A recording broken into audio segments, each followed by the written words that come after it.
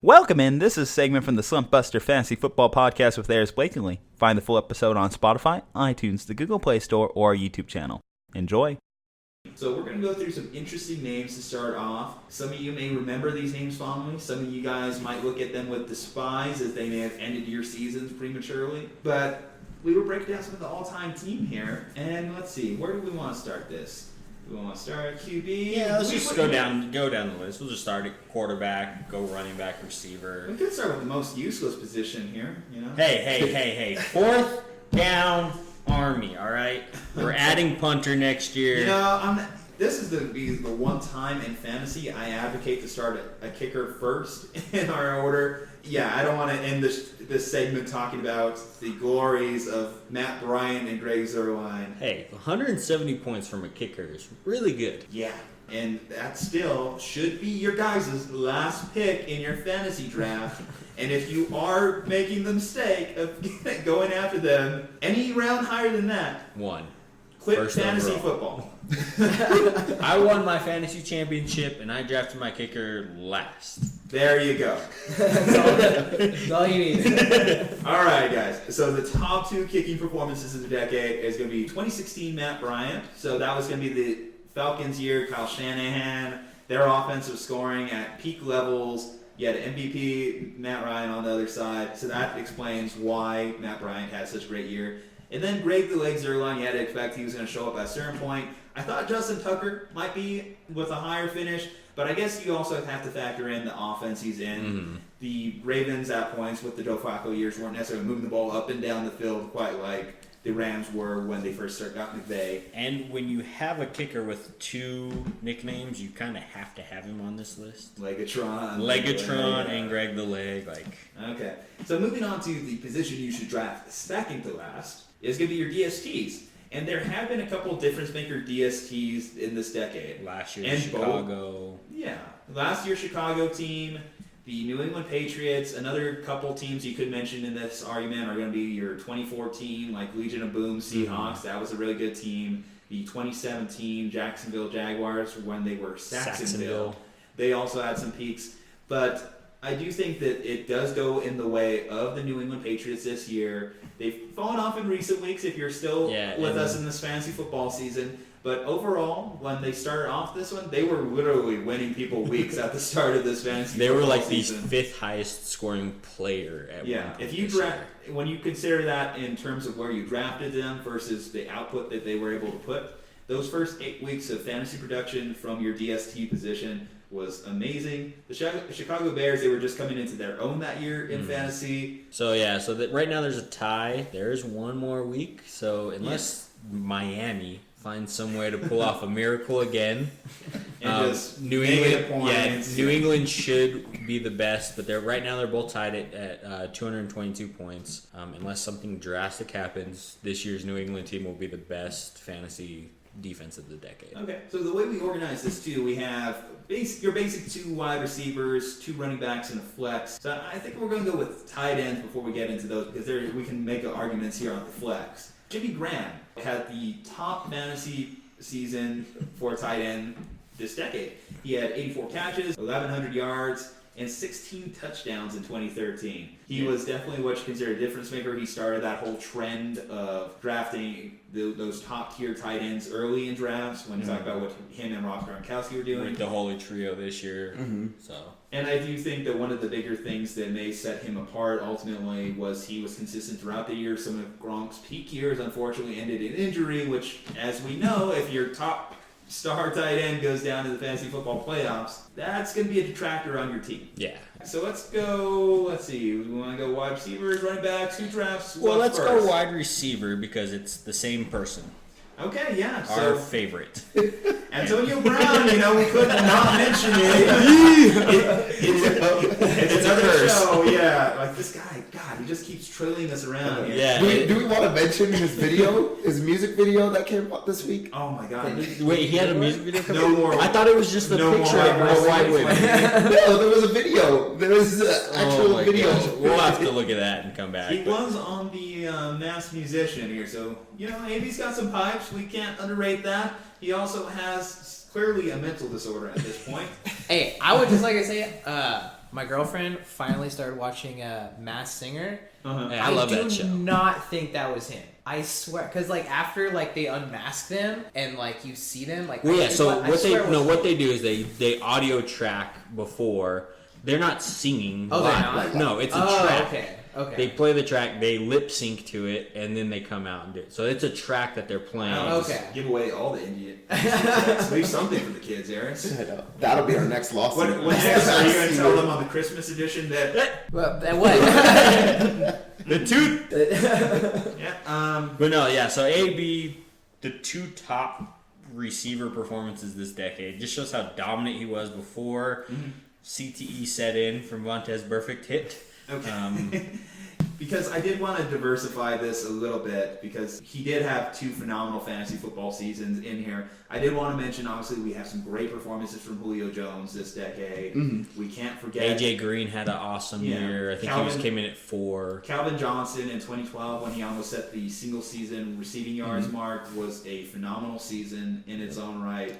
Michael Thomas this year is doing fantastic. 144 catches for Michael Thomas. DeAndre Hopkins a couple of years ago had a great year as well. But crazy, but Antonio Brown literally is just a fantasy team at wide receiver himself with what he was able to do. Is this the 2014, 2015 season? Yeah, that was phenomenal run because that's when the trend started of picking wide receivers like First at the overall. top of the draft. Because AB at that point, I remember drafting, was a top 5 fantasy pick. You just couldn't let him go, especially if you're in a PPR league, because it's not just that he's putting up high yardage marks, he's scoring double-digit touchdowns a year. 129 catches, 136 catches. The Steelers were just force-feeding him the ball at that point. Especially if you were in a league that gives you the bonus because he had a return touchdown in both years. So most leagues will give you that 6 points if they score a return touchdown. I know one of those is the year that he shook out Pat McAfee and ran into the pole and got a penalty for that. So Okay, and let's see. So when we talk about the running backs, usually the first overall pick in a fantasy draft. We actually have some recent performances that popped in here. This year's Run CMC year was the number 1 overall performance this decade. In a PPR league, correct? This is based off half point PPR. On a half point PPR basis, because depending on what he does this weekend, he could even add to that. Granted, you should probably end your fantasy season in week 16. I don't know Don't why be people one of those sociopaths that keeps going in week 17 when players might not be. half teams are benching their guys. We'll get why here in a second when we talk about the quarterbacks, why you should end it in week 16 and not week 17. But yeah, you need to end it in week 16, but. Yeah.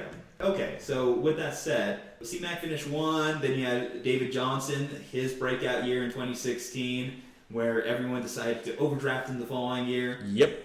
Yeah. This guy broke his wrist the neck that first week. I was personally victimized by David Johnson in 2017 because of what he did in 2016.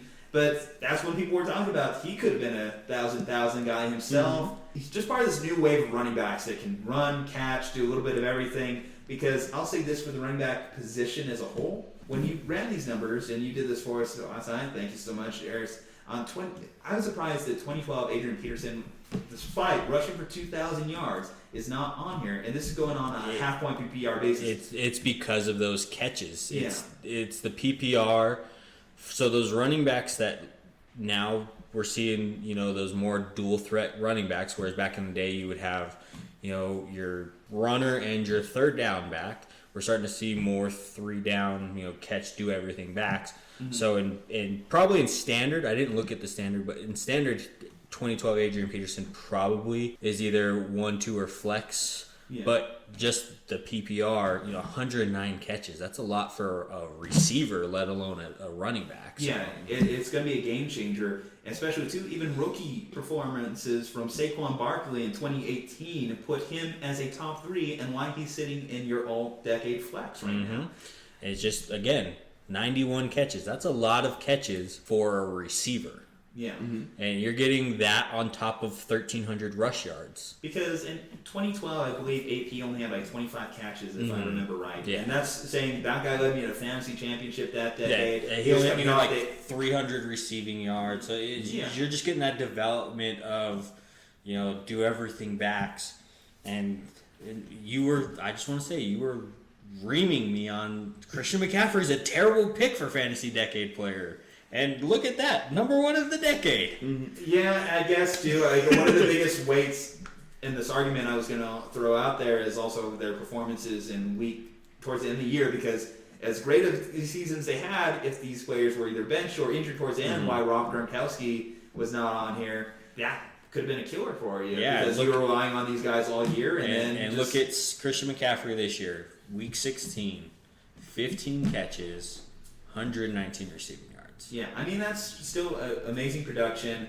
Yeah, I just was more so, I guess, surprised that some other names weren't on here. Like 2017 Todd Gurley, I'm actually surprised he's not on this list. I mean, he's definitely top 10. It's just, again, he had a lot of touchdowns, but these guys are just down to selecting yeah, D1 or 2. Christian McCaffrey, again, just barely edges out. It's just Bobby here too. Like, you were led on a season by 2017 Le'Veon Bell. Want to talk about Le'Veon Bell for a minute, because I know you have such a love for him. Le'Veon, bitch. yeah. So I would say this is my first year where my first round pick lasted, because I had Le'Veon Bell the year he tore his ACL. Then I drafted the following year. I had the year with Brock Osweiler as my quarterback for DeAndre Hopkins. Then I had David Johnson. Last year I forget who I had, but they got hurt as well. This year I had Michael Thomas in one league, and I had Christian McCaffrey in the other league. So yeah, first not year, bad year for you.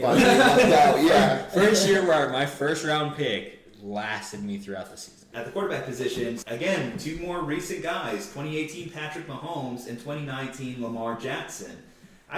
So Lamar's rushing production is definitely what has helped him jump up to where he is. The 1,206 rushing yards. Again, we talk about players that can do everything in an offense at that running back position, be able to put up wide receiver numbers. This guy's putting up running back numbers in addition to what he's doing for you as a fantasy quarterback. He leads the league in passing touchdowns right now at 36. He has 3,100 passing yards, and then you have probably a top 12 running back added onto those stats with 1,200 rush and 7 TDs. Like, you get a decent middle of the road quarterback, probably 19, 20 or whatever quarterback numbers, and then you get a top 12 running back on top of that.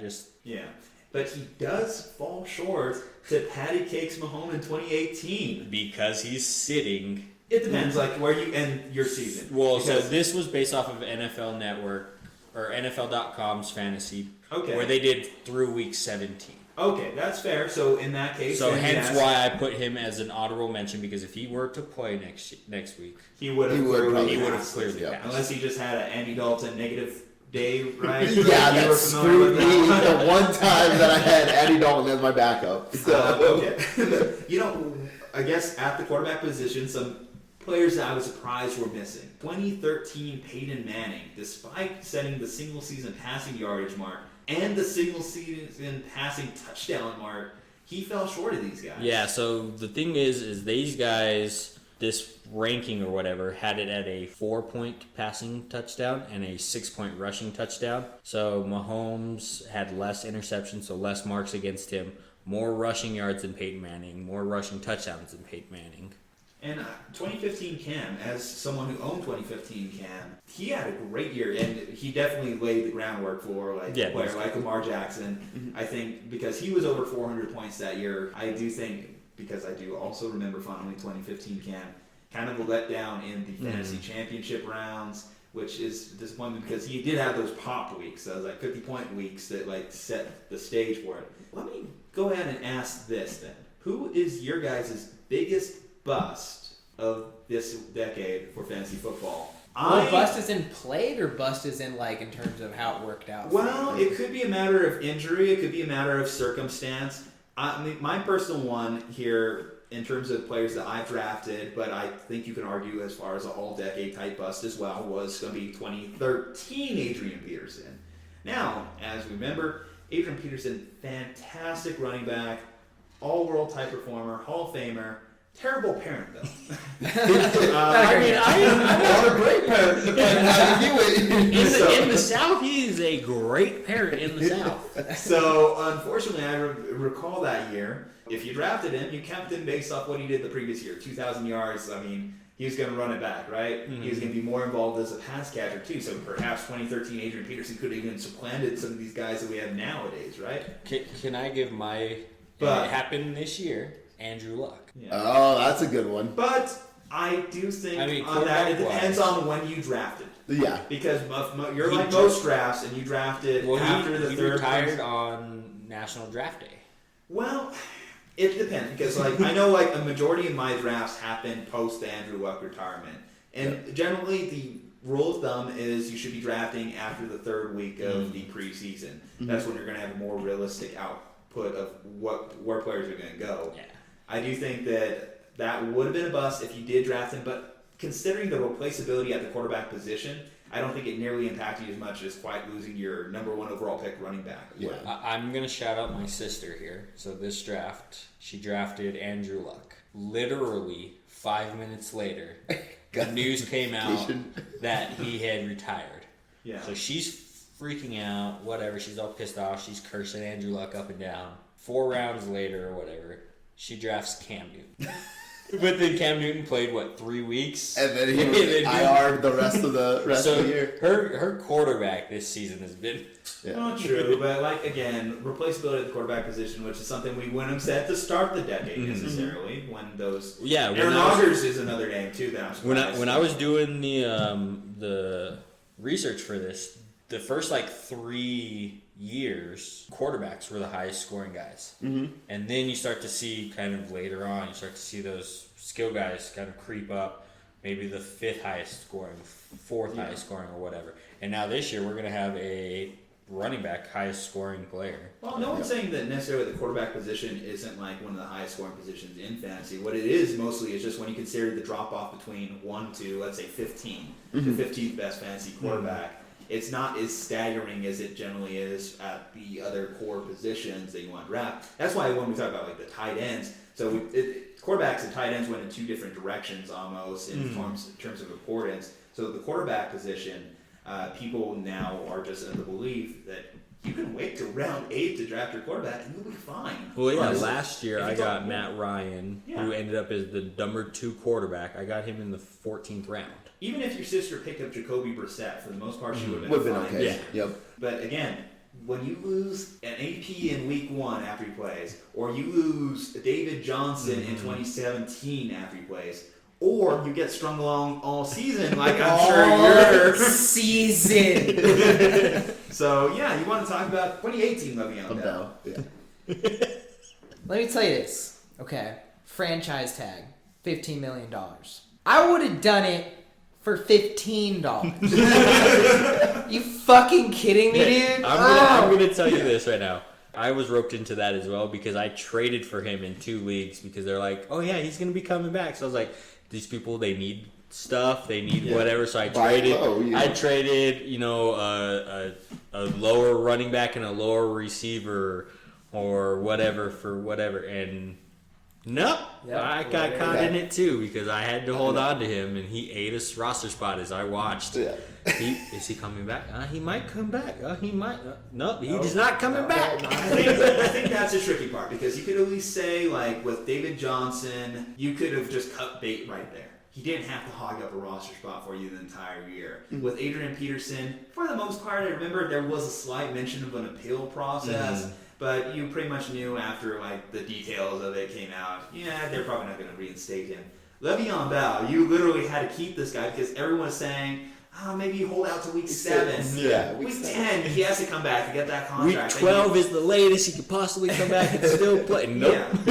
Yeah, so I do think that may be the determining factor in why he's probably the biggest bust of the decade, right? I mean, I agree. My biggest bust of the decade would be Antonio Brown of this year, though. But again, another it situation was- where you It was could not cut as bait. bad. You could cut bait early on in the season, but like to waste a high draft pick, especially Or a coming from a trade. Steelers fan. Yeah, or a trade for him. I trade for him, and I'm like, okay, this will be okay. No, and then he screws you over. But yes, I think the Le'Veon Bell situation, though. Not as bad, but the Zeke suspension year where it was like, is he playing this week? But But it was just frustrating when that he year. got back and was on the field, Zeke Oh, yeah, he was year killing it. was fine. especially because he produced in the fantasy playoffs Yeah. for you. So that's what matters. No, I didn't say he was a bust. I just said he was frustrating to Oh, own. of course. That year, in fact, I got lucky, right? So Zeke's suspension pushed his draft value so far down that where I was able to pick up David Johnson and Zeke in that same draft. Made